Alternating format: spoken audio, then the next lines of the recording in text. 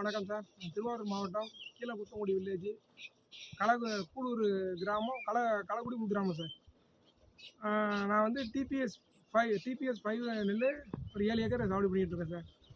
இந்த நெல் என்னென்னு கேட்டீங்க, இந்த 7 ஏக்கர் சாகுபடி பண்ணிகிட்ருக்கேன். அப்போ வந்து போன வருஷம் இந்த களக்குள்ளி வந்து புதுசாக அறிமுகம் பண்ணப்போ நம்ம வயலில் தான் டெமோ பண்ணி காமிச்சாங்க.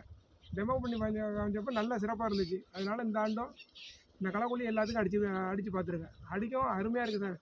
கோரை, பூண்டு, குதிரைவாளி அனைத்து களையும் சார். ஒரு களையில் இல்லை, எல்லா களையுமே ஃபுல்லாக அரெஸ்ட் ஆகிருச்சு. எந்த ஒரு இதுவுமே கிடையாது. ஆனால் வேற ஒரு களக்குள்ளி அடித்தோம்னா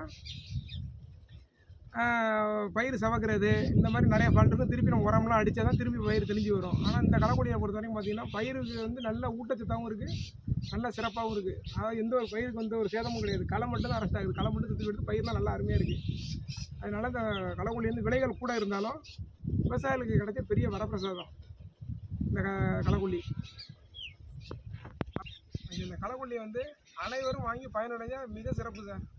இது போர் தண்ணியாக இருக்கேன்னு யாரும் பயப்பட வேண்டியதில்லை. போர் தண்ணியாக இருந்தாலும் செம சிறப்பாக இருக்குது. பாக்கி களக்குள்ளி அடித்தாலும் பயப்படுறோம். இந்த களக்குள்ளிக்கு வந்து போர் தண்ணி இல்லாமல் கூட பயப்பட வேண்டியதில்லை. அருமையான விவசாயிகள் கிடைச்ச பெரிய வரப்பிரசாதம்.